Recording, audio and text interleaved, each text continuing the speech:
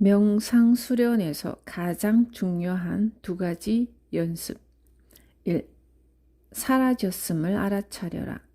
신체적, 정신적, 감정적 고통에서 벗어나는 지혜로운 방법들 중 하나는 사라졌다는 사실을 알아차리는 것이다. 예전에 경험한 뭔가가 더 이상 존재하지 않는다는 걸 깨닫도록 마음을 훈련하는 것이다. 예를 들어 호흡을 마치면 호흡이 끝났다는 걸 깨달을 수 있다. 사라진 것이다. 숨소리가 점점 희미해지면서 그게 언제 완전히 끝났는지 알 수 있다. 생각이 끝나면 그 생각이 끝났다는 걸 알아차린다. 사라졌다. 느끼던 감정이 끝나면 그게 끝났다는 데 주목한다. 사라진 것이다. 이는 역사상 가장 중요한 명상 수련법 가운데 하나임이 분명하다. 명상 지도자인 신젠영은 자신이 만일 집중의 기술을 딱 하나만 가르칠 수 있다면 이걸 가르칠 것이라고 말했다. 신젠이 쓴 사라진 것의 힘, The Power of Gone 이라는 논문에는 다음과 같은 글이 실려 있다. 감각적인 경험의 전부 또는 일부가 사라질 때마다 그 사실에 주목해야 한다. 여기서 주목하라는 말은 존재하는 모든 것과 더 이상 존재하지 않는 어떤 것 사이의 전이점을 발견하면 그걸 분명하게 인정하라는 뜻이다. 원한다면 이런 변화에 주목할 수 있게 도와주는 정신적인 꼬리표를 사용할 수도 있다. 이렇게 갑작스럽게 끝난 것에는 모두 사라졌다는 꼬리표를 붙인다.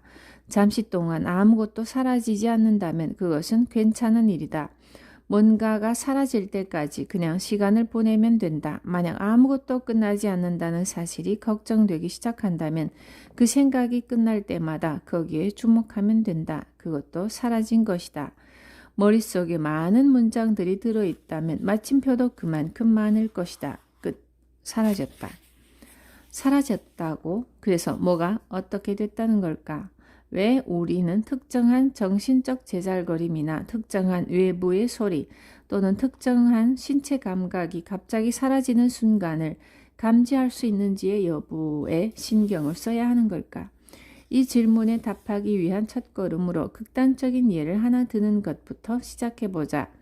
당신이 신체적 통증, 정서적 고통, 정신적 혼란, 생각이나 인지의 방향 상실 같은 끔찍한 상황을 동시에 경험하고 있다고 해보자. 당신은 어디에서 위안과 치유를 얻을 수 있을까? 어디에서 의미를 찾아야 할까? 당신의 육신에 의지하는 건 도움이 되지 않는다. 그곳에는 고통과 두려움만 있을 뿐이다. 당신의 마음에 기대는 것도 도움이 되지 않는다. 그곳에는 혼란과 불확실성 뿐이다. 시력과 생각, 청각 등의 감각에 의지하는 것도 불가능하다. 소란과 혼돈밖에 없으니까. 이처럼 엄청난 압력을 받는 상황에서 당신이 위안을 구할 수 있는 곳이 있을까? 있다. 모든 감각에 대한 공격은 곧 사라진다는 사실에 집중하면 된다. 다시 말해 새롭게 떠오르는 것에 의지하던 평소의 습관을 바꿔 이제 새롭게 지나가는 것들에 의지하면 된다. 이런 위안은 언제든 얻을 수 있다. 이 사랑과 친절 그리고 7년 중 가장 행복한 날. 나는 공개 강연을 할 때면 늘 간단한 10초 수련법을 사람들에게 알려준다. 강연장에 모여든 사람들 중 2명을 선택해 앞으로 불러낸다. 그런 다음 사람들에게 이 두 사람이 행복해지기를 딱 10초 동안만 진심으로 소원해 보라고 권한다. 그러고 나면 모두들 미소를 짓는다. 10초 전보다 훨씬 행복한 상태를 경험한다. 10초 수련법의 핵심은 사랑과 친절에서 우러나오는 기쁨을 맛보는 것이다. 친절한 생각을 하는 것 자체가 보상이 된다는 사실은 이미 많은 연구에서 과학적으로도 규명된 바 있다. 다른 조건이 모두 똑같은 상태일 때 자신의 행복감을 고조시키려면 다른 누군가의 행복을 무작위로 빌어주기만 하면 된다. 그게 전부이다. 기본적으로 시간과 노력이 전혀 들지 않는 방법이다. 이런 사랑과 친절의 기쁨을 얼마나 멀리까지 퍼뜨릴 수 있을까? 예전에 캘리포니아에 있는 스피릿 록이라는 명상센터에서 강연을 한 적이 있다. 나는 평소처럼 청중들에게 10초 훈련법을 가르치고는 재미삼아 숙제를 내주었다. 내가 강연을 한 날이 월요일 저녁이었는데 화요일 아침에 회사에 출근하면 스쳐 지나가는 사람들 중 무작위로 2명을 골라 몰래 그들의 행복을 빌어주라고 제안했다. 어떤 행동이나 말도 필요 없이 그냥 속으로 이 사람이 행복해졌으면 좋겠다라는 생각만 하면 된다. 이 연습은 아무도 모르게 할 수 있는 만큼 들킬 염려도 얼굴이 빨개질 일도 없다. 10초 뒤에는 다시 하던 일로 돌아가면 된다. 그것뿐이다. 나는 수요일 아침 한 여성에게서 이메일을 받았다. 그녀는 이렇게 말했다. 저는 매일 아침 출근하는 게 정말 고역이었습니다. 지옥이 따로 없었죠. 그러다가 지난 월요일 저녁 선생님의 강연을 들었습니다. 그리고 내주신 숙제를 화요일에 했습니다. 그랬더니 그 화요일은 지난 7년간의 회사 생활 중 가장 행복한 날이 되었답니다. 그녀가 화요일을 7년 중 가장 행복한 날로 만드는 데는 무엇이 필요했을까? 10초 동안 남몰래 다른 2사람의 행복을 빌어주는 행동을 8번 반복한 것이었다. 그러니까 총 80초 동안의 생각이었다. 이것이 바로 사랑과 친절의 위대한 힘이다. 무작위로 선택한 사람의 행복을 10초 동안 빌어주는 것은 비공식적인 명상 수련 방법이라 할 수 있다. 그렇다면 이제 공식적인 수련 방법에 대해 소개해보자. 공식적인 수련 방법. 사랑과 친절의 기쁨에 주의를 기울인다. 어떤 자세든 간에 기민한 정신 자세를 유지하면서 그와 동시에 긴장을 풀 수 있는 자세로 앉는다. 눈은 감아도 되고 뜨고 있어도 좋다. 이 주기를 1분에 한 번씩 반복한다. 당신이 쉽게 사랑스럽고 친절한 마음을 느낄 수 있는 사람을 머릿속에 떠올린다.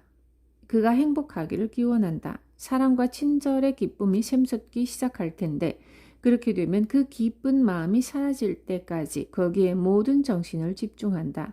그리고 남은 시간 동안에는 마음을 비우고 쉰다. 다음 1분이 시작되면 이 주기를 다시 시작하며 총 3분 동안 한다. 당신이 원하면 몇 분 동안이건 상관없이 계속할 수도 있다. 1분당 한 번이라는 원칙에 너무 얽매일 필요도 없고 각 주기 사이에 원하는 만큼 오래 쉬어도 된다. 타이밍은 중요하지 않다. 중요한 건 사랑과 친절의 기쁨에 관심을 기울이는 것, 오직 그것뿐이다. 이상 우리가 일상에서 쉽게 실천할 수 있는 차드 맹탄의 지혜로운 명상 수련법에 대해 살펴보았다. 나 팀 페리스는 주로 밤에 3에서 5분 동안 내가 행복하게 해주고 싶은 사람 3명을 떠올린다. 대개 그중 2명은 현재 친하게 지내는 친구이고 1명은 몇 년 동안 만나지 못한 옛 친구이다. 이 책의 집필 작업을 하는 동안 나는 파리에서 이 연습을 시작했다. 시작한 지 사흘 만에 나는 하루 종일 내가 왜 이렇게 행복하지? 라며 의아해하는 내 자신을 깨달았다. 이 명상 수련은 정말 효과적이다. 대체로 명상은 나 자신에게 집중하는 활동이라서 자칫하면 내가 갖고 있는 것들에 대한 집착의 소용돌이에 빠져들기 쉽다. 그런데 사랑과 친절을 보내는 연습은 집중의 초점을 내가 아닌 완전히 다른 데로 돌린다. 덕분에 내 경우에는 머릿속을 시끄럽게 하는 제잘거림이 최소 90% 이상 즉시 사라진다. 당신도 지금 당장 시작해보라. 세상에서 가장 건강한 사람들의 특징은 아주 간단해서 쉽게 실천에 옮길 수 있는 습관을 갖고 있다는 것이다. 2. 최고의 지구력을 키우는 6가지 비결. 아멜리아 부는 전 세계에서 가장 상을 많이 받은 장애물 경주 선수이다. 워싱턴 대학교 로스쿨 출신의 그녀는 이 운동을 시작한 이래로 30회 이상 우승을 거머쥐었고 시상대에 오른 횟수를 모두 합치면 50회도 넘는다. 2012년 세계 최강 머스 레이스 대회에서 그녀는 전체 2등을 차지했다. 그런데 이 경기에 참가한 1000명이 넘는 선수들 중 80%가 남자였다.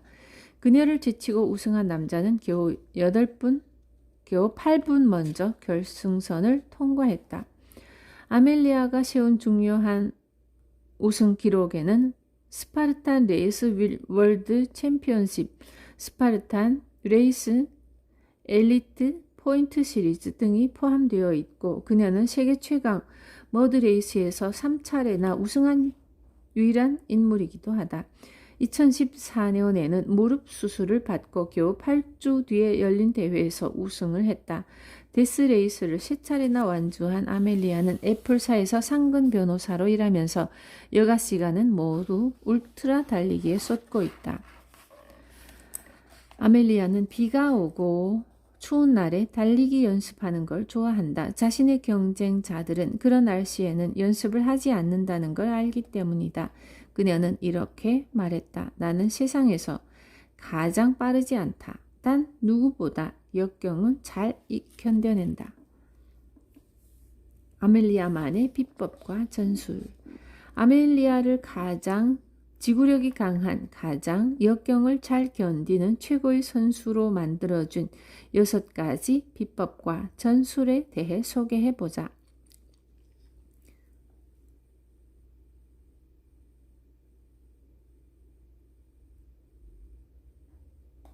가수분해 젤라틴과 비트가루. 예전에 손상된 결합 조직을 회복시키려고 젤라틴을 섭취한 적이 있는데 젤라틴을 찬물에 섞으면 갈매기똥 같은 질감이 되기 때문에 장기간 계속 먹기가 힘들었다. 그런데 아멜리아가 물에 잘 섞이는 그레이트 레이크사의 가수분해 젤라틴을 소개해준 덕에 내 미각과 관절이 구원받았다. 비트 엘리트 같은 비트 가루를 한 큰술 넣으면 젤라틴에서 소발굽 핥는 듯한 맛이 나는 걸 막을 수 있기 때문에 상황이 180도 달라진다. 아멜리아는 경기 전이나 연습 전에 지구력을 향상시킬 목적으로 비트 엘리트를 사용하지만 나는 그보다 훨씬 더 적극적으로 활용하고 있다. 이걸로 시큼한 저탄수화물 젤리를 만들어서 내 안의 뚱보가 탄수화물을 갈구할 때마다 먹는 것이다.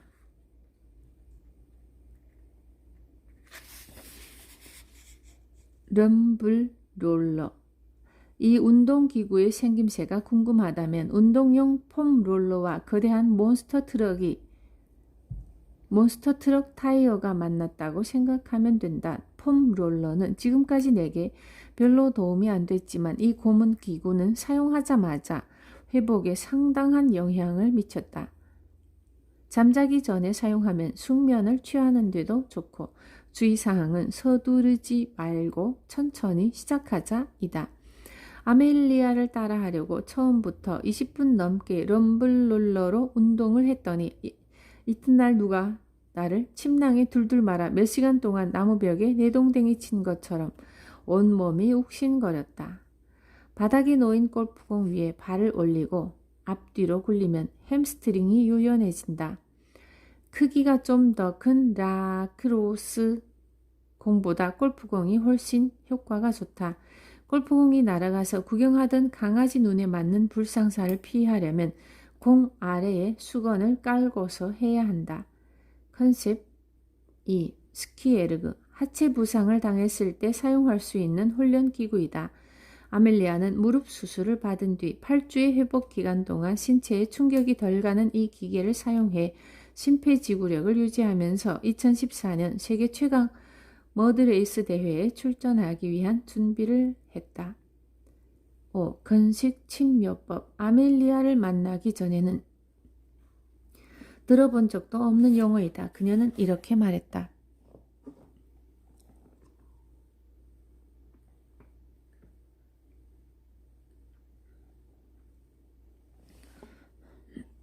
침을 꽂아도 환자가 고통을 느끼지 않아야 한다. 건식 침요법의 경우 근복에 침을 꽂아서 경련을 일으키는데 이렇게 경련이 일어나면서 통증이 완화된다. 이 요법은 매우 단단하게 뭉친 근육을 푸는데 사용되며 치료가 끝난 뒤에는 침을 뺀다. 마조히스트가 아닌 이상 종아리에 이 요법을 써서는 안 된다.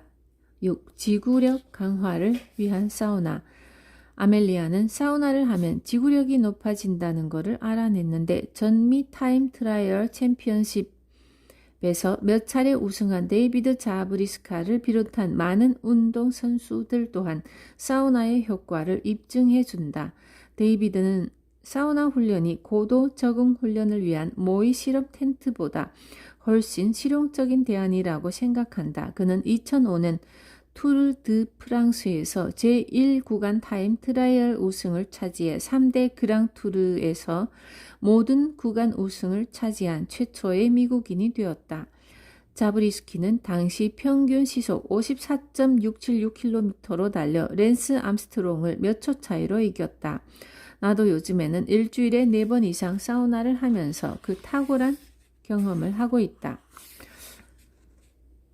03. 기록을 깨려면 온열요법을 실시하라. 론다 퍼시벌 패트릭 박사는 솔크 생물학 연구소에서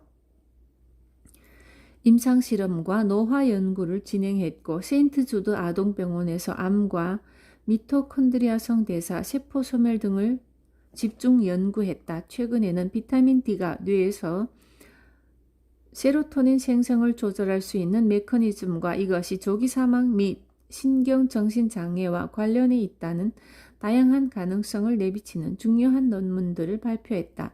새롭게 떠오르는 체온 1도의 중요성. 패트릭 박사를 이 책에서 소개하는 가장 큰 이유는 그가 온열요법 전문가이기 때문이다. 온열요법은 계획적인 열 노출은 성장 호르몬 수치를 높이고 지구력을 대폭 향상시킨다.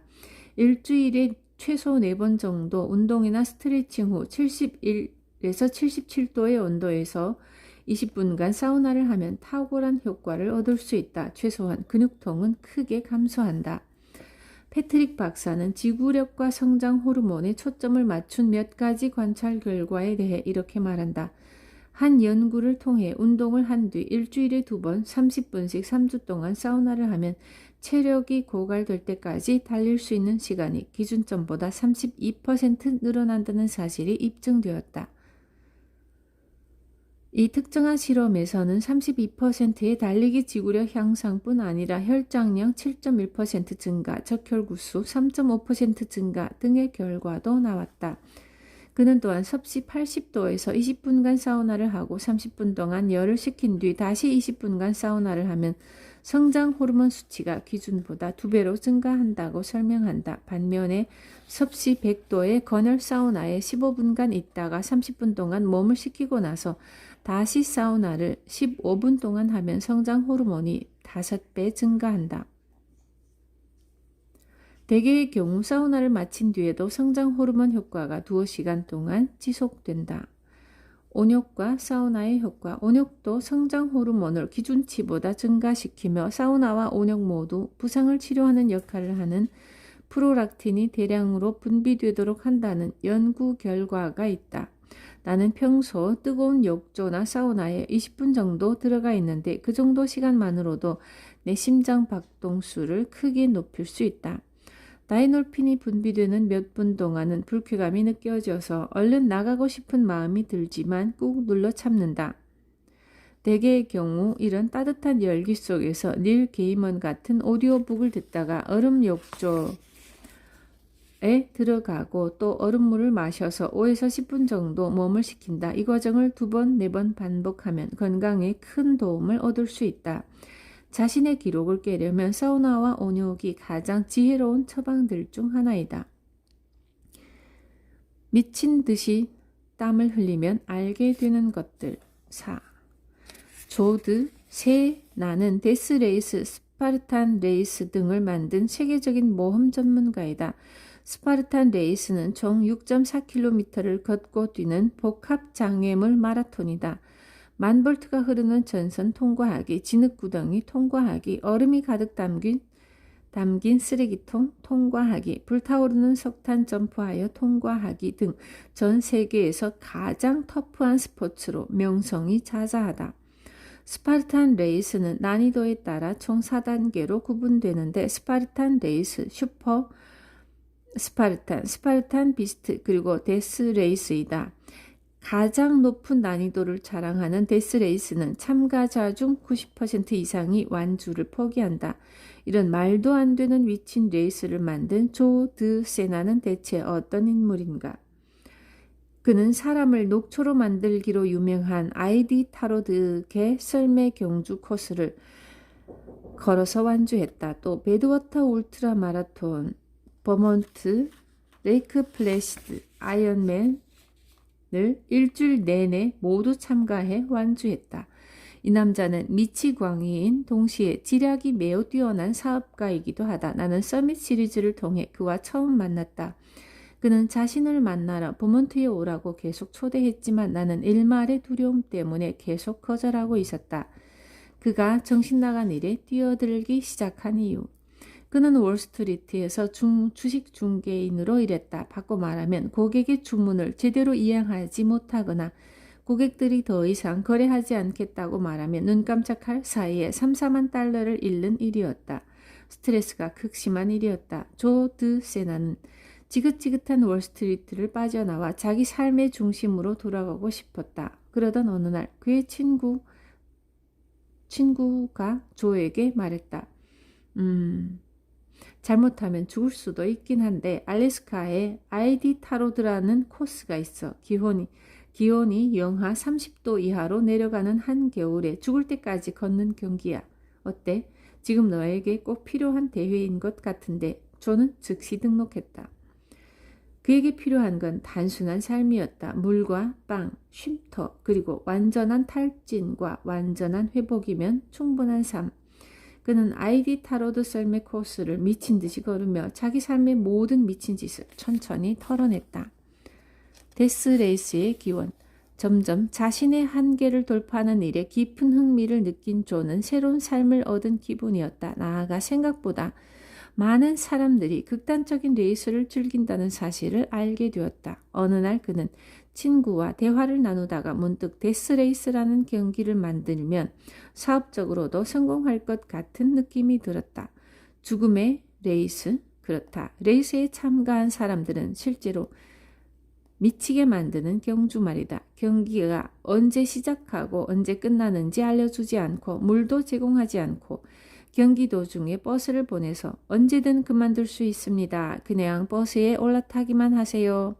이건 당신에게 어울리는 경기가 아닙니다. 당신은 너무 약하니까요. 라고 약을 잔뜩 올린다면 결과적으로 데스레이스는 대성공을 거두었다. 미치지 못해 안달한 선수들이 입소문을 타고 계속 몰려들었고 또 그만큼 많은 선수들이 나가 떨어졌다. 저는 이렇게 말했다. 어떤 선수는 갑자기 철퍼덕 주저앉아 울기 시작했다. 데스레이스에 참가하기 전까지 그는 자신이 뛰어난 달리기 선수임을 한 번도 의심해 본 적 없었다. 그런데 정신이 완전히 붕괴된 것이다. 왜냐하면 도중에 주저앉아 펑펑 눈물을 쏟는 상황에 처하리라고는 꿈에도 몰랐기 때문이다. 그뿐 아니다. 올림픽 대표로 출전한 경험이 있는 스키 선수 더그 루이스도 참가한 적이 있다. 그는 15시간, 18시간 버티다가 결국 무너졌다. 그는 이렇게 말했다. 나는 올림픽에도 참가한 선수이다. 평생 훈련에만 매진했다. 다시 말해, 난 정말 강한 사람이다. 그런데 이건 정말 미친 짓이다. 바로 그 순간 나는 레이스를 만든 우리가 승리했음을 알았다. 상황은 언제나 더 나빠질 수 있다. 수백 킬로미터를 초인의 정신과 체력으로 완주해야 하는 데스레이스를 3회 완주한 사람이 있다. 아멜리아 푸니다. 그녀는 내게 이런 메시지를 보냈다. 태풍 때문에 조 드 세나가 소유한 토지 내에 있던 다리가 강물에 휩쓸려서 무너졌다. 그 바람에 1톤짜리 철제 아이빔이 몇 년 동안 물속에 방치되고 있었다. 참다 못한 주정부에서 그걸 치우지 않으면 그에게 어마어마한 액수의 벌금을 물리겠다고 경고했다. 그 기둥을 치우려면 몇만 달러의 비용이 들 터였다. 그런데 그는 데스레이스에 참가한 사람들에게 1월의 강추위 속에서 강물에 들어가 자기 대신 기둥을 치우게 했다. 아마 치우는데 8시간쯤 걸렸을 것이다. 덕분에 나도 발가락이 가벼운 동상을 입었고 다른 참가자들도 마찬가지였다. 정말 웃겼던 건 사람들은 이런 정신나간 경험을 한 대가로 조에게 돈을 냈다는 것이다. 그리고 조는 벌금도 피하고 기둥 제거 비용도 아낄 수 있었다. 그는 천재였다. 조 드 세나는 스트레스 치유를 위해 카페인이나 알코올을 섭취하는 것은 도움이 되지 않는다고 생각한다. 그가 제시하는 가장 효과적인 스트레스 해소법은 다음과 같다. 매일 경찰에게 쫓기는 것처럼 땀을 흘려라. 그것만이 우리 정신 속의 찌꺼기들을 밖으로 내보내는 유일한 배출구이다. 우리는 어느 날 갑자기 사업이 망하거나 경제적으로 몰락하는 데는 극도의 경계와 준비를 한다. 하지만 정작 현실에서는 건강이 가장 먼저 무너진다. 언제나 지금보다 더 나빠질 수 있다는 사실을 기억하라. 지금 땀을 흘리지 않으면 언젠가는 진짜 데스레이스를 뛰게 될 것이다.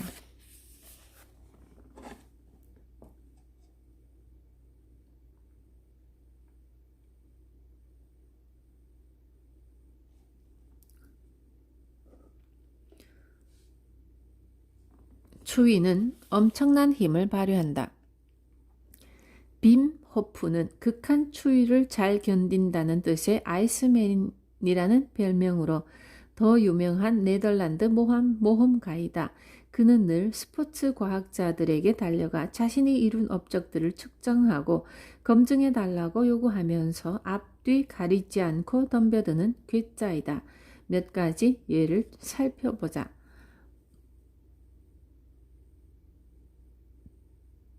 2007년에 그는 반바지와 구두만 착용한 채 에버레스트 산의 죽음의 고도 해발 7,500m를 지나 더 위까지 올라갔다. 2009년에 빔은 핀란드의 북극권 한계선 위쪽에서 마라톤 풀코스를 완주했는데 이때도 기온이 영하 20도에 육박하는데도 불구하고 반바지만 입고 달렸다.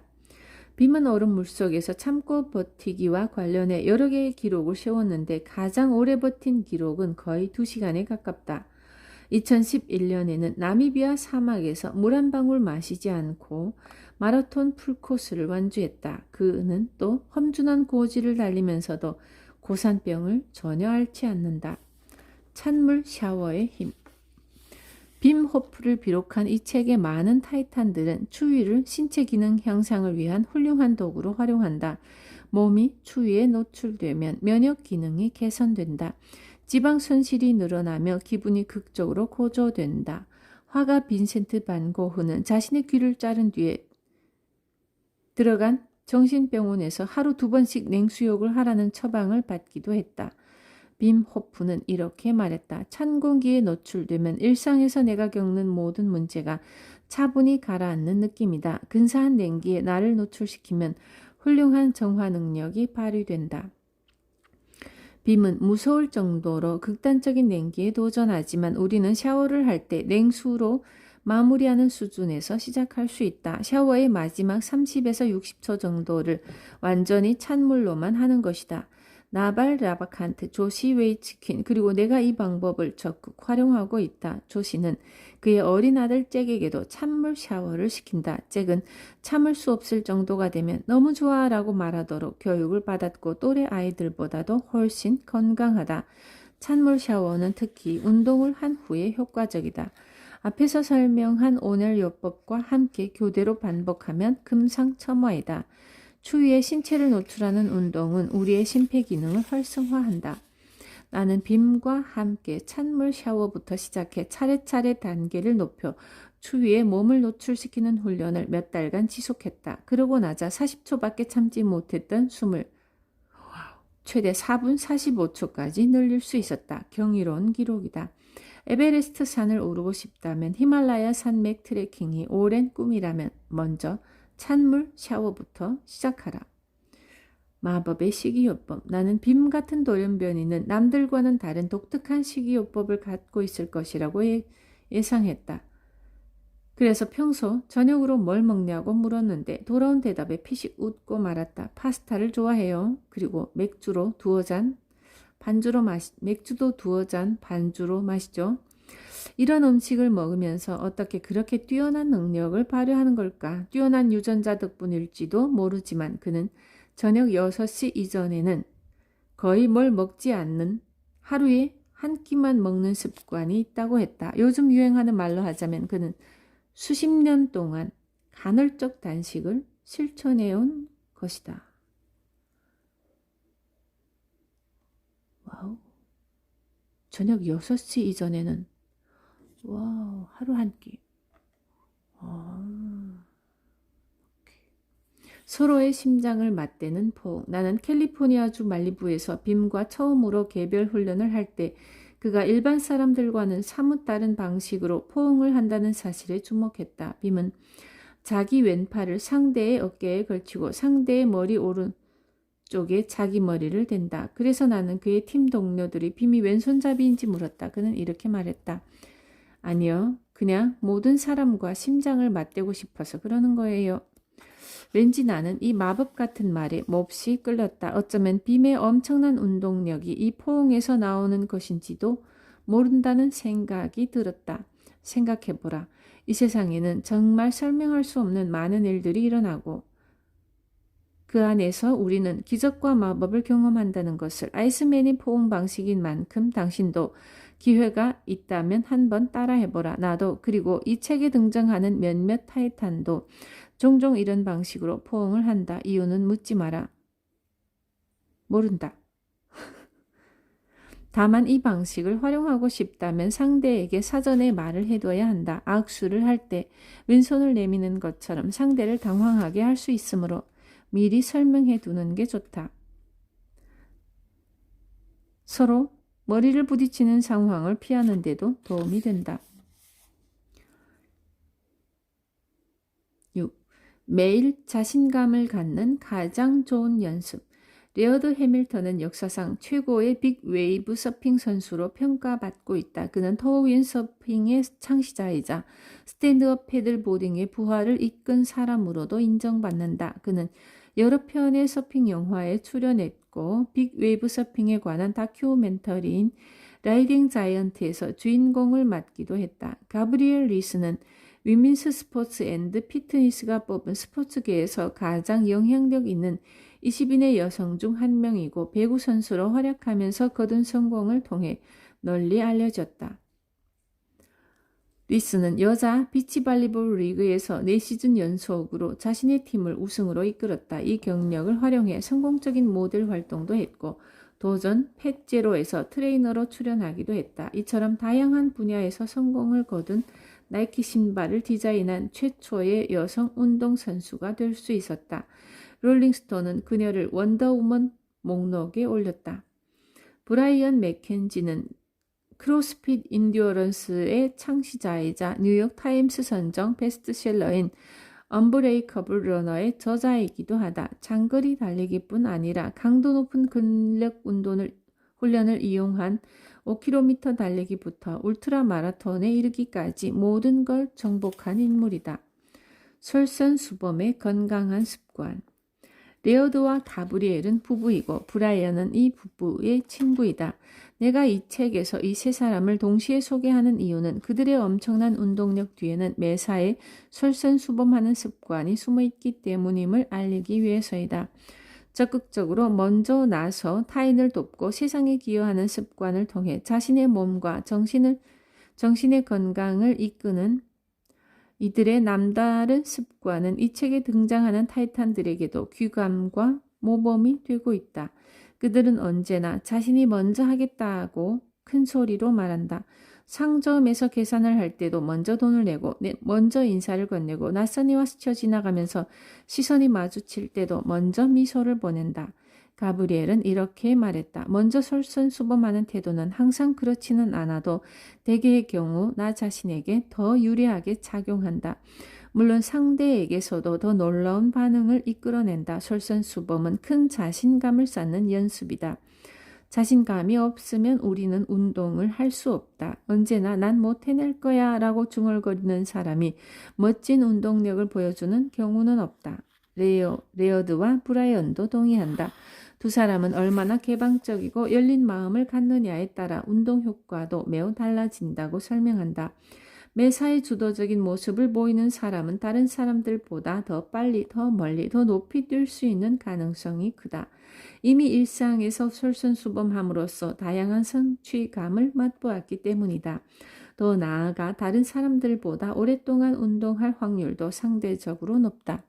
성취감은 중독성이 강하기 때문이다. 끊기가 어렵다는 뜻이다. 세 사람의 이야기에 귀 기울이다 보니 배우 레일런 기븐스가 한 말이 생각났다. 아침에 우연히 기분 나쁜 사람과 마주쳤다면 그 사람이 나쁜 놈이다. 하지만 하루 종일 기분 나쁜 사람들과 마주쳤다면 당신이 나쁜 거다. 세 사람과의 만남이 있은 후 나는 아침에 일기를 쓸 때 스스로를 독려하기 위해 솔선수범이라는 단어를 자주 적어 넣는다. 타인을 위해, 세상을 위해, 궁극적으로는 나를 위해 먼저 할 일이 없는지를 생각하는 습관은 정신을 맑게 하고 삶을 즐거움으로 채워 넣는다. 가브리엘은 이렇게 말했다. 카이트보딩을 즐기는 사람이 지금처럼 많지 않았던 시절 우리는 프랑스에서 만든 카이트를 처음 손에 넣은 사람들이었다. 일단 바람을 타기 시작하면 카이트가 망가질 때까지 계속 날다가 끝내 아무데도 추락하고는 했다. 한 번은 먼 바다로 3km 넘게 나가기도 했는데 거기서 다시 해변까지 헤엄쳐서 돌아오려면 정말 말도 못하게 힘들었다. 그래도 우리는 웃었다. 믿는가? 우리는 그냥 웃었다. 젠장. 오늘 일진이 정말 사납군. 이라고 투덜대면서도 우리는 웃고 있었다. 솔선수범의 습관은 모든 순간을 즐겁게 만든다. 솔선수범의 확장 버전. 브라이언은 82세인 돈 와일드먼의 놀라운 육체적 능력에 대해 얘기한다. 2015년에 돈은 80일 동안 스노보드를 탔다. 그보다 한두 달 전에는 나와 함께 알래스카로 헬기 스노보드를 타러 가기도 했다. 헬기 보딩은 정말 힘든 운동이다. 그런데 돈은 일주일 내내 하루에 15번에서 16번씩 탔다. 젊은 사람들도 다리가 후들거리는 수준이다. 그럼에도 돈은 전혀 아무렇지도 않아 보였다. 더군다나 나는 프로 선수가 아니면 사이클 경기에서 져본 적이 없다. 그런데 돈에게는 사이클로도 도저히 당해낼 수가 없다. 나는 돈의 엄청난 능력이 어디에서 오는 건지 궁금했다. 그에 대한 답은 가브리엘이 주었다. 돈이 정말 잘하는 한 가지 일이 있다. 함께 하자고 다른 사람들을 끌어들이는 것이다. 함께 하자고 먼저 제안하고 이끄는 것은 솔선수범의 확장 버전이라고 할 수 있다. 돈 주변에는 늘 그와 함께 할 사람들이 모여 있었는데 대부분 그보다 훨씬 어리다. 돈과 그들은 다들 넘치는 자신감을 발휘하며 마음껏 몰려다닌다.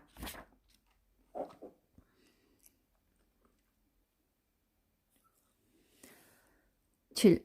실력을 키울 생각이 없으면 포기하라.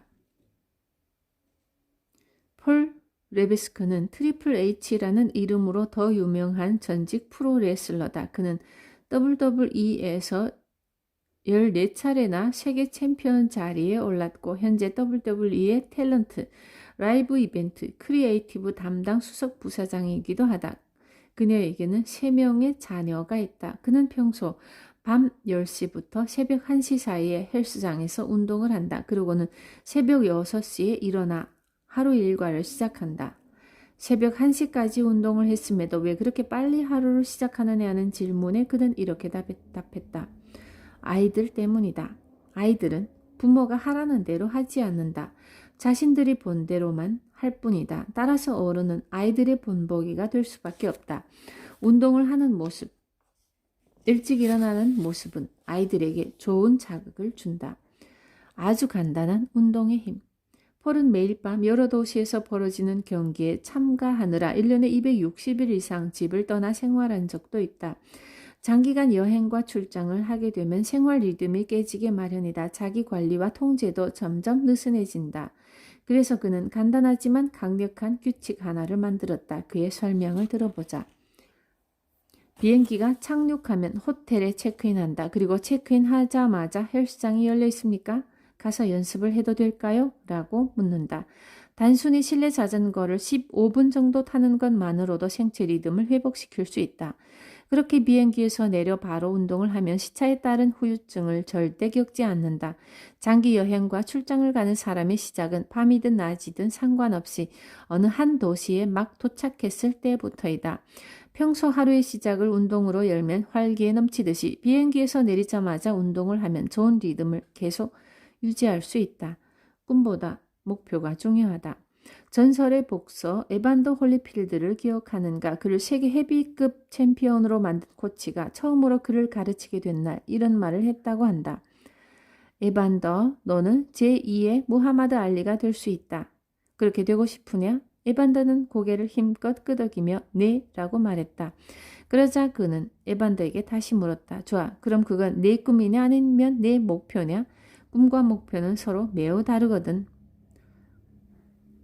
폴은 에반더의 코치가 던진 질문을 가슴에 깊이 새기고 살아간다. 꿈은 일어나지 않을지도 모르는 일을 그냥 상상하는 것이지만 목표는 그걸 이루기 위한 구체적인 계획을 세우고 열심히 노력해 마침내 이루는 것이다. 내게 성공의 본보기가 되어주는 사람들은 모두 조직적인 목표를 갖고 이를 달성하기 위한 탁월한 계획을 세운 사람들이다. 오늘 밤은 그냥 보여주는 것뿐이다. 폴은 또 세계 챔피언을 지낸 복서 플로이드 메이웨더와 절친한 사이이다. 플로이드가 아주 중요한 경기를 곧 시작할 어느 날 저녁 그는 긴장된 마음을 안고 경기장에 좀 일찍 가보았다. 플로이드의 스태프들이 그를 발견하고는 손을 흔들었다. 플로이드가 경기 시작 전에 잠깐 당신과 인사를 하고 싶어 해요. 그는 아내와 함께 플로이드의 대기실을 찾아갔다. 플로이드는 소파에 누워 농구 경기를 보고 있었다. 그러다가 그를 발견하고는 어이 어서와 친구 하며 반갑게 맞이했다. 그는 플로이드가 곧 중요한 시합을 치러야 하기 때문에 몇 마디 가볍게 인사를 나누고는 곧장 퇴장하려고 했다. 그러자 플로이드가 손을 내저으며 아니야 나갈 필요 없어. 그냥 앉아있게나. 한창 얘기가 재밌어지려 하는데 왜 그래? 하는 것이었다. 플로이드는 전혀 긴장하지 않는 모습이었다. 긴장은커녕 너무 느슨하게 풀어져 있는 듯 보였다. 폴이 물었다. 이봐 친구, 좀 있으면 중요한 결전이 펼쳐질 텐데 전혀 긴장이 되지 않는 거야? 플로이드가 웃으며 답했다. 아니, 왜 긴장을 해야 돼? 내가 이기면 준비를 잘한 결과일 거고 내가 지면 준비가 부족한 때문이겠지? 뭐 지금 와서 걱정한다고 해서 변하는 건 하나도 없어. 그렇잖아? 일어나게 돼 있는 일은 일어나게 마련이야.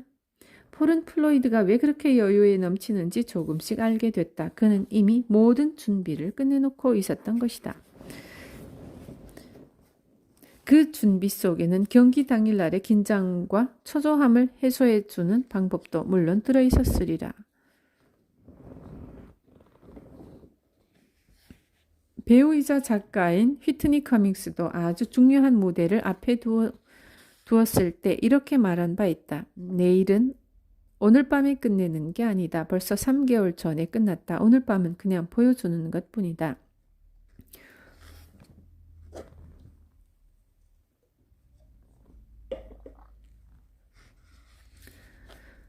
폴은 어떤 일을 잘하기 위해 실력을 키울 생각이 없다면 처음부터 그 일을 하지 말라고 조언한다. 그에 따르면 최악의 인생은 나를 늘 못하는 사람으로 상대가 생각하게끔 만드는 것이다. 링 위에서 경기를 하다 보면 실력을 보여줄 때가 되었는데도 여전히 제자리 걸음인 선수를 만날 때가 있다. 재능이 없어서라기보다는 생각이 없어서였다. 그게 아니라 정말 재능이 없는 경우라면 링 위에 오르지 말아야 한다. 인생에는 3가지 길이 있다. 실력을 키우거나 포기하거나 다른 사람에게 위임하는 것이다. 나는 그의 말을 들으면서 내 삶을 돌아보는 기회를 가졌다. 내가 잘하지 못함에도 계속하고 있는 일은 무엇일까? 한 달에 한 번, 분기에 한 번 이 질문을 스스로에게 던질 때 당신과 나는 한 걸음 앞으로 나갈 수 있게 될 것이다. 생각을 쉬게 하라. 세계적인 게임 프로듀서이자 디자이너인 제인 맥고니걸 박사는 미래연구소의 연구회원이다. 뉴욕타임스 베스트셀러인 누구나 게임을 한다의 저자이며 이코노미스트, 와이어드, 뉴욕타임스 등의 글을 싣는다. 그녀는 비즈니스 위크가 선정한 주목해야 할 10대 혁신가, 패스트 컴퍼니가 선정한 비즈니스 분야 가장 창조적인 백인에도 이름을 올렸다. 그녀의 게임에 관한 테드 강연은 조회수 1000만 회를 돌파했다. 게임이 상처를 치유한다. 내가 제인을 소개하는 이유는 하나이다. 그녀의 테트리스 예찬론 때문이다. 잠이 잘 안 와서 고생하는가? 그렇다면 테트리스 게임을 10분만 생각해보라. 테트리스 게임을 10분만 해보라. 최근 실시된 연구에 따르면 테트리스를 비롯한 캔디 크러시사가 비주얼 등의 게임이 부정적인 감정을 극복하는 데 탁월한 도움을 준다는 사실이 밝혀졌다. 테트리스를 하면 과식과 같은 중독적인 습관을 멀리할 수 있다. 외상 후 스트레스 장애도 예방할 수 있고 나와 같은 불면증 환자에게도 활용할 수 있다. 이는 시각적으로 강렬하게 문제 해결을 요구하는 게임의 특성 때문이다. 제이는 이렇게 말했다. 게임을 하면 시각적인 플래시백을 경험하게 된다. 이것이 뇌의 시각처리 중추를 차지하기 때문에 우리가 갈망하는 것을 떠올릴 수 없게 된다. 이 효과는 3-4시간 정도 지속된다. 나아가 충격적인 사건을 목격한 뒤에 테트리스를 하면 그 일이 자꾸 떠오르는 걸 막아주고 외상 후 스트레스 장애의 증상들을 완화하는 것으로 밝혀졌다. 와우, 놀랍다. 흔히 게임을 하면 집중력을 흐트리고 숙면을 방해하며 은둔형 외톨이를 만든다는 부정적 이미지로 떠오르는 게 사실이다. 하지만 경우에 따라 게임 또한 얼마든지 자신의 상처를 치유하고 마음을 힐링하는 데 유용한 도구로 쓸 수 있음을 제이는 우리에게 알려준다. 상상력을 펼쳐라. 제이는 정신 건강을 위해 상상력을 펼치는 시간을 갖는 습관을 들이라고 조언한다. 우리가 매일 정신적으로 지치는 중요한 이유들 중 하나는 너무 이성적으로 살아가려고 노력하기 때문이다. 언제나 우리는 옳고 합리적이고 타당한 것을 찾는데 익숙하게 골몰한다. 그러다 보니 정신은 딴짓을 할 시간을 전혀 갖지 못한다. 지치는 건 당연하다. 지치고 피곤할 때는 테트리스를 하라. 그리고 딴 내가 할 수 있는 가장 말도 되지 않는 생각을 떠올리며 웃어라. 그러면 정신의 주름살이 빠르게 펴지는 것을 깨닫게 된다. 우리에게 창의적인 생각이 필요한 이유는 정신을 쉬게 하기 위해서이다. 지금 주변 사람과 대화를 나눠보라.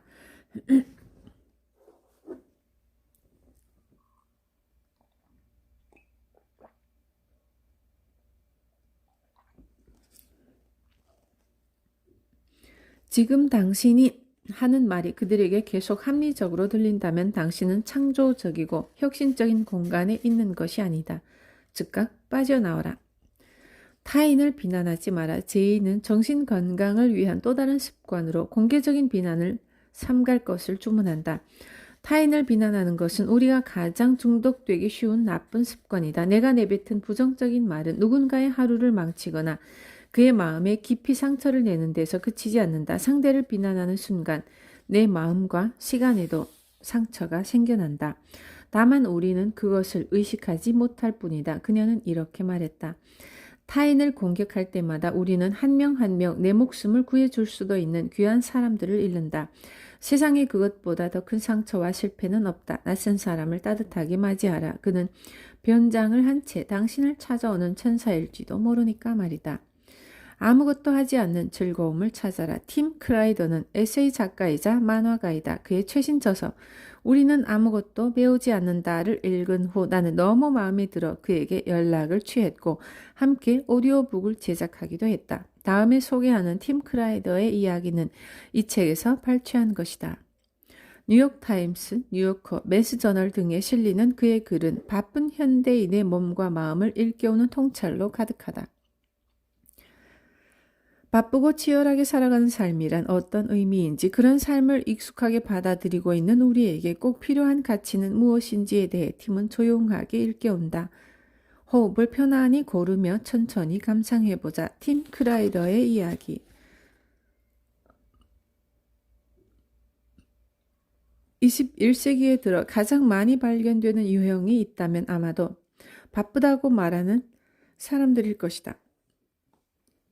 바쁘다는 말은 안부를 물어오는 사람에게 건네는 가장 흔한 대답이 되어버렸다. 바빠, 엄청 바빠, 정신없어. 바쁜 사람은 뭔가 중요한 일을 하는 것처럼 보인다. 그래서 그에 대한 반응 역시 축하의 의미이다. 바쁜 게 좋은 거지 뭐, 한가한 것보다 100배 낫지. 바쁘다면서 탄식하는 사람들은 자진해서 바쁜 경우가 대부분이다. 자발적으로 일과 의무를 맡거나 아이들에게 온갖 수업과 활동에 참여하라고 격려하는 이들이다.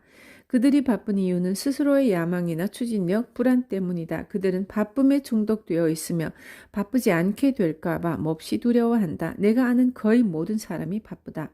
그들은 일하지 않을 때는 불안과 죄책감을 느낀다. 그들은 마치 대학 입학 때 유리하게 작용할 각종 과외 활동을 챙기는 학생처럼 친구들에게 뒤지지 않도록 빈틈없이 스케줄을 채운다. 최근에 나는 친구에게 연락을 해서 만나자고 했지만 돌아온 대답은 바쁘다는 것이었고 그는 당장 5시간 후의 상황도 예측 불가능했다.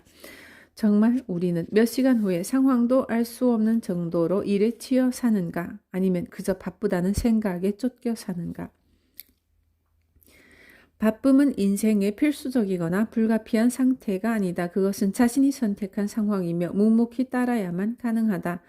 얼마 전에 비싼 월세 때문에 뉴욕을 떠나 남프랑스 소도시에 있는 예술가들의 창작 공간으로 터전을 옮긴 친구와 스카이프로 화상통화를 한 적이 있다. 그녀는 오랜만에 행복과 여유를 느낀다고 했다. 여전히 열심히 일을 하는 삶이지만 과거처럼 24시간 일을 한다거나 뇌용량을 하루에 모두 다 쏟아붓지는 않는다. 대신 친구들과 카페에 가거나 매일 밤 함께 대화를 나누는 등 대학 시절로 돌아간 기분이라고 했다. 월세를 내는데 급급한 삶을 선택하지 않은 용기가 준 여유였다. 그녀는 다시 남자친구도 사귀고 있다. 뉴욕에 살 때는 다들 너무 바쁘고 자기 한 몸 돌보기에도 시간이 모자랐던 터라 로맨틱한 연애는 먼 나라 사람들 얘기였다. 그녀는 자신이 신경질적이고 초조해하며 매우 예민한 성격의 소유자라고 생각했었지만 프랑스에 오고 나니 절대 그렇지 않다는 것을 생생하게 알았다. 자신을 히스테리한 사람으로 만든 건 성격이 아니라 환경 때문이었다.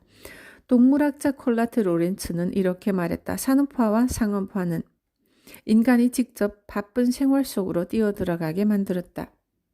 그리고 이 경쟁이 궤양, 고혈압, 신경쇠약 같은 질병과 불균형한 삶, 진화 부적응을 불러왔다. 인간은 매혹적인 긴 깃털 때문에 날지 못해 손쉬운 먹잇감으로 전락한 새가 되고 말았다. 우리가 바쁘다는 말을 입에 달고 사는 이유는 우리가 지금 하고 있는 일의 대부분이 그다지 중요하지 않다는 사실을 가리기 위한 과장된 피로는 아닐까? 주로 맛집을 소개하는 잡지사에서 일했던 내 친구는 모니터 앞에서 빵으로 점심을 때우기 일쑤였지만 그 잡지사는 각 가정 TV 리모컨에 음식 배달 버튼이 생기자마자 사라졌다. 이런 경우는 수도 없이 많다. 생각해보라. 우리는 모두 바쁘게 사라지고 있지 않은가? 아무도 보지 않는 뉴스, 컨텐츠, 기사를 비롯해 잡다한 것을 만드느라 정신없는 것 아닌가? 물론 모두가 바쁜 건 사실이지만 우리는 스스로에게 질문을 던져야 한다. 나는 지금 정확히 무슨 일을 하고 있는가? 라고. 정신없이 바빠 회의에 늦고 전화기에 대고 소리 지르지만 정녕 말라리아를 없애거나 화석 연료에 대처 에너지를 개발하고 아름다운 작품을 만드느라고 바쁜 것인가? 바쁨은 존재의 확인이자 공허감을 막아주는 울타리 역할을 한다. 노트에 일정이 꽉 차 있는 사람의 삶은 어리석거나 하찮거나 무의미할 수가 없을 것이다. 시끄럽고 정신없고 스트레스 넘치는 생활은 우리 삶의 가운데에 위치한 두려움을 가리기 위함인 듯하다. 하루 종일 각종 업무를 처리하고 이메일에 답하고 영화도 보면서 도저히 한눈 팔 틈새 없이 바쁘게 움직이다가 잠자리에 들면 낮에는 성공적으로 막아두었던 평소의 걱정거리와 질문이 밤에 불을 끄는 순간 옷장에서 쏟아져 나오는 괴물들처럼 머릿속을 가득 메운다. 고개를 세차게 흔들어도 지금 당장 신경 쓰지 않으면 안 되는 다급한 일들이 튀어나온다. 그래서 누군가는 우리가 두려워하는 것은 나 혼자 남겨지는 것이라고 했는지도 모르겠다. 단언컨대 이 글을 쓰고 있는 나는 바쁘지 않은 사람이었다. 목표가 있지만 나처럼 게으른 사람은 보지 못했다. 나는 대부분의 작가처럼 글을 하루라도 쓰지 않으면 살아갈 가치가 없다고 생각하지만 그와 동시에 하루 4-5시간 작업만으로도 충분했다. 내게 가장 이상적인 하루는 오전에 글을 쓰고 오후에는 천천히 자전거를 타거나 볼일을 보고 저녁에는 친구를 만나거나 책을 읽거나 TV를 보는 것이다. 이는 이상적이라기보다는 소박하고 평범한 하루에 가까울 것이다. 내게는 이것이 정상적이고 쾌적한 속도의 하루이다. 누군가 연락을 해와서 잠시 일은 밀쳐두고 미술관의 새로운 전시회를 보러 가거나 공원을 산책할 수도 있다. 칵테일을 마시자고 하면 바빠, 언제 끝날지 몰라 라고 말하는 대신 기꺼이 몇 시에? 라고 해줄 수도 있다. 최근에는 나도 일 때문에 바빠졌다. 난생 처음 사람들에게 진지한 표정으로 정말 바쁘다고 말할 수 있게 되었다. 사람들이 바쁘다는 불평을 왜 즐기는지 알 것 같았다.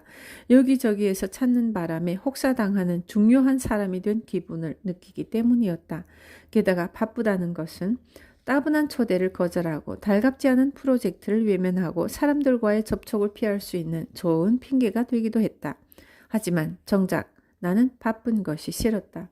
매일 아침 매일 하면은 하기 싫은 일을 해달라는 것과 해결하기 싫은 문제의 처리를 부탁하는 편지로 넘쳐났다.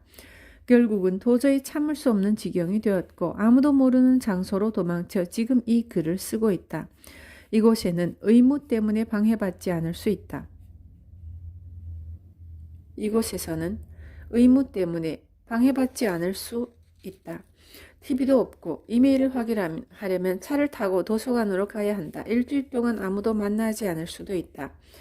미나리 아제비 노린재 별을 바라본다. 책 읽을 시간도 많다. 그리고 몇 달 만에 처음으로 제대로 된 글을 썼다. 세상에 몰입하지 않은 채로 글의 소재를 찾기는 힘들지만 세상에서 벗어나지 않으면 소재에 대해 깊이 생각해보고 가장 잘 표현할 수 있는 방법을 찾을 수 없다. 모든 세상 사람이 현실에서 현실에서 도피할 한적한 별장을 갖고 있지는 않지만 휴대폰이나 인터넷을 잠시 꺼두는 훨씬 저렴한 방법도 있다. 비록 인간이 자연에 접근하는 방법을 비싸게 만들기는 했지만 여전히 자연은 공짜이다. 시간과 고요함은 사치품이 되어서는 안 된다. 무위는 단순히 휴가나 탐닉 나쁜 것이 아니다. 비타민 D가 우리 몸에 그런 것처럼 무위는 우리 뇌에 꼭 필요하다. 비타민 D가 부족하면 그룹병에 걸려 신체가 변형되는 것처럼 무위가 부족하면 정신적인 고통이 초래된다. 무위가 주는 공간과 고요함은 일상에서 잠시 물러나 전체를 바라볼 수 있는 기회를 마련해 준다. 전혀 예상하지 못했던 연결고리를 우연히 찾아 여름날의 번갯불처럼 번쩍하고 영감이 떠오르기를 기다릴 수도 있다. 역설적이게도 무위는 일의 필수 조건이다. 작가 토머스 핀처는 이렇게 말했다. 우리가 하는 일은 본질적으로 아무것도 하지 않으면서 꿈꾸는 것일 때가 많다. 아르키메데스가 목욕 중에 외친 유레카나, 뉴턴의 사과, 지킬 박사와 하이드, 케쿨레의 벤젠고리 등등 역사는 천천히 생각하는 사람들에게 빛나는 영감을 준 이야기들로 가득하다. 한가하고 느린, 그래서 하찮은 사람들로 받아들여졌던 사람들이 열심히 일하는 사람들보다 위대한 아이디어와 발명, 명작을 더 많이 탄생시켰을지도 모른다. 미래의 목표는 완전한 실업으로 다들 놀게 만드는 것이다. 그래서 정치, 경제, 시스템을 파괴해야만 한다. 정신나간 무정부주의자의 선언처럼 들리는 말이지만 사실은 스쿠버 다이빙과 당구를 즐기면서 소설 유년기의 끝을 쓰고 통신위성을 생각해낸 아서 C. 클라크가 한 말이다. 시사 만화가이자 작가인 테드 롤은 최근에 칼럼에서 일과 수입을 분리해서 모든 시민에게 기본 월급을 보장해야 한다고 제안했다. 이 또한 정신나간 말 같지만 약 100년 후에는 노예제도 폐지와 보통선거권, 8시간 근무제처럼 기본 월급 보장은 인권의 기초 개념이 될 것이다.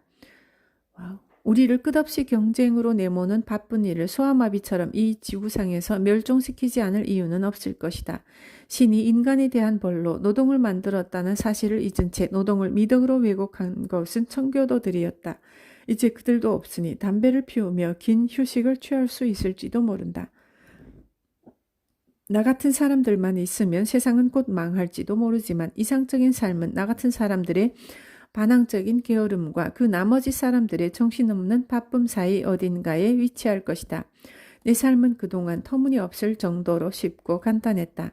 그런 특권을 누렸기에 독특한 관점이 생겼는지도 모른다. 마치 대리운전 기사 같다. 술에 취하지 않은 사람이 만취에 대해 더 분명하게 볼 수 있지 않은가? 안타깝게도 내가 바쁜 사람들에게 해줄 수 있는 조언은 사람들이 술 취한 이들에게 해주는 조언처럼 달갑지 않은 종류일 것이다. 하지만 술을 끊으라는 게 아니다. 그러니까 일을 그만두라는 말이 아니라 일을 제외한 나머지 시간에는 휴식을 취하라는 것이다. 산책도 하고 사랑도 나누고 딸아이의 공연도 보러 가자. 마치 교실 밖에서 우스꽝스러운 표정을 지우며 친구에게 한 번만이라도 책상을 박차고 나가 놀자고 떼쓰는 아이처럼 아내에게 영화를 보러 가자고 졸라라.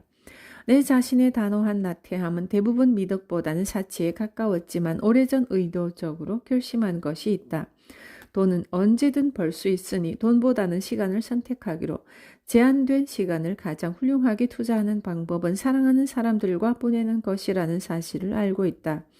죽음을 앞두고 더 열심히 일하지 않고 글을 더 많이 쓰지 않은 것을 후회할 수도 있을 것이다. 하지만 나는 닉과 게임을 하고 로렌과 늦은 밤에 긴 대화를 나누고 헤럴드와 배꼽 빠지게 웃던 시간이 더 많았으면 싶을 것이다.